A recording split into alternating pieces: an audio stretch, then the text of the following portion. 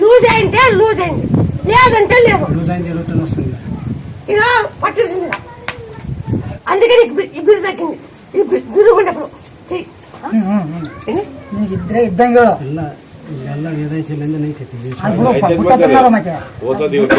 దిగిపోతుంది. అది నువ్వు ఉంటే ఉండి చెప్పు, లేదని చెప్పు అంతే.